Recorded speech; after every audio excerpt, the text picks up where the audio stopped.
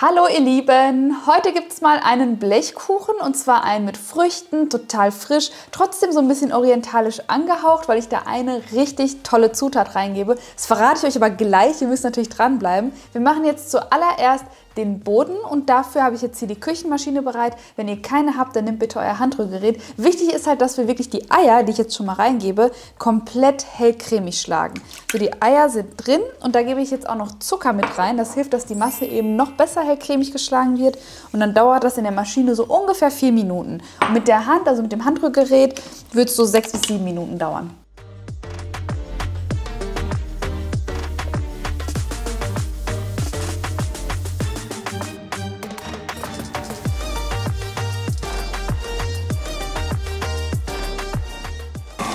So, die Eier sind jetzt hellcremig. Ich habe auch schon Vanille dazu gegeben. Und jetzt nehme ich einmal den Schneebesen ab, damit ich in aller Ruhe meine trockenen Zutaten dazu sieben kann. Wir brauchen Mehl und Backpulver und das habe ich vorab schon miteinander vermengt.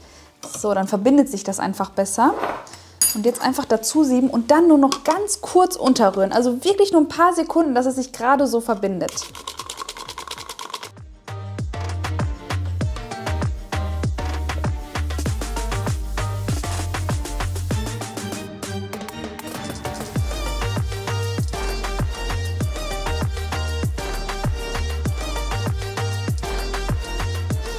So, jetzt habe ich hier mein Backblech vorbereitet mit meinem neuen Backrahmen oben drauf. Den habe ich jetzt eingestellt. Ich werde euch die ganz genaue Maßangabe hier unten in die Videobeschreibung schreiben. Und da gebe ich jetzt den Teig rein und werde den dann glatt streichen und anschließend verteilen wir Mandeln oben drauf.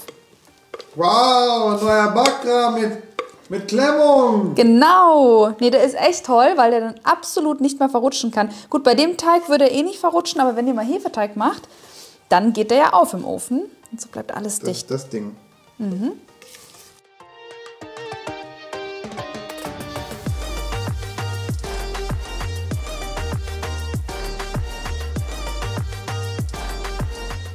So, und jetzt backen wir den Boden im vorgeheizten Backofen bei 180 Grad Ober- und Unterhitze für ca. 20 Minuten und danach vollständig auskühlen lassen und dabei die Oberfläche mit einem sauberen Geschirrtuch abdecken.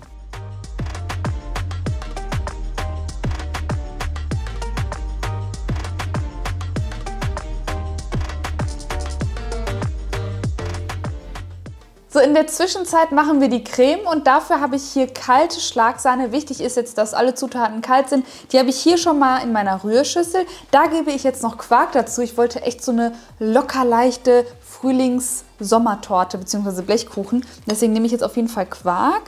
Einmal mit da rein. Dann süßen wir das Ganze mit Puderzucker und aromatisieren das. Und jetzt kommt. Jetzt kommt. Moment, ich rede schneller als ich handle. Ich muss kurz zu Ende machen hier. Wir sind ganz gespannt. So, Ja. Moment, Puderzucker rein. Achso. Vanilleextrakt, das ist ja der Klassiker.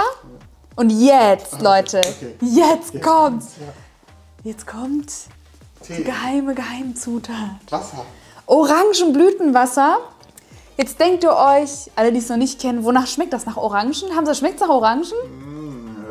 Gar nicht. Gar nicht. Ihr müsst es einfach mal, ihr müsst einfach mal dran riechen. Das riecht so genial. Ich hole mal kurz einen Löffel raus. Haben Sie zeitlich meine Schublade, die ist nicht aufgeräumt. So. Und jetzt gebe ich da maximal 2 Esslöffel rein. Ich mache 1,5. Ich habe nämlich den Kuchen letztens ausprobiert und 1,5 waren perfekt. Also das macht jetzt orientalischer. Das macht jetzt orientalisch. Einfach unverwechselbar. Einmalig. So, einen. Den nehme ich rein. Den halben noch dazu.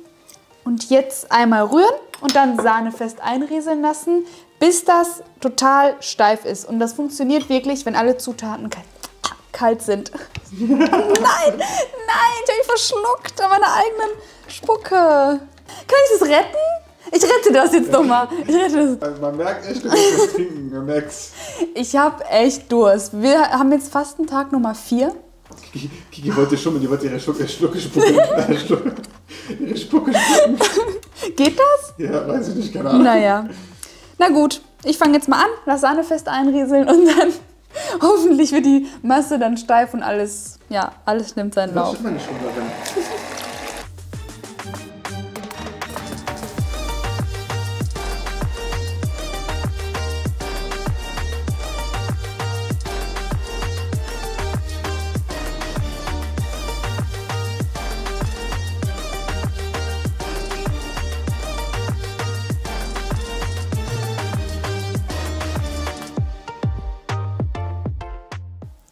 So, ich habe jetzt noch frische Früchte fein geschnitten. Bei mir sind es jetzt Erdbeeren und Himbeeren. Ihr könnt natürlich nehmen, was ihr möchtet. Tiefkühlfrüchte könntet ihr nehmen, rate ich jetzt aber nicht so, weil die verlieren ja Wasser und dann werden sie so matschig und dann weiß ich nicht. Also ich habe jetzt frische Früchte genommen. So, und jetzt habe ich das untergerührt, gebe die Creme bis zur Weiterverarbeitung in den Kühlschrank. Das ist ganz wichtig. Und wenn auch der Boden ausgekühlt ist, dann vereinen wir alles miteinander.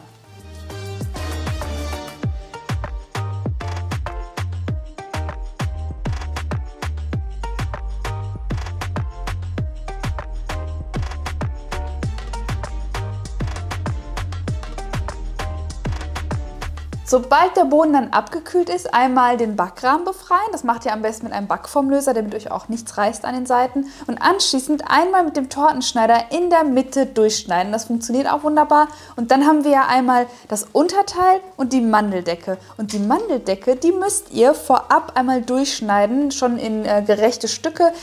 Ob ihr das jetzt ganz klein macht oder mittelgroß, ist euch überlassen. Ich mache das jetzt gleich ganz spontan. Das müsst ihr aber vorab machen, damit ihr beim Schneiden später die Decke nicht in die Creme drückt. Glaubt mir, macht diesen Schritt auf jeden Fall vorher. Ich schnappe mir jetzt mein Messer und schneide das jetzt einmal durch.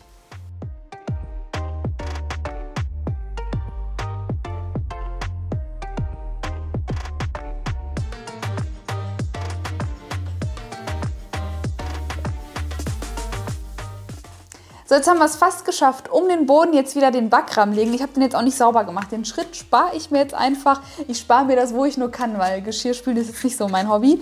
So, und jetzt habe ich es einfach nochmal drum herum gelegt. Und dann die Creme aus dem Kühlschrank holen und einfach glatt verstreichen und die Mandeldecke oben drüber verteilen. Das war's. Und dann haben wir's. Super!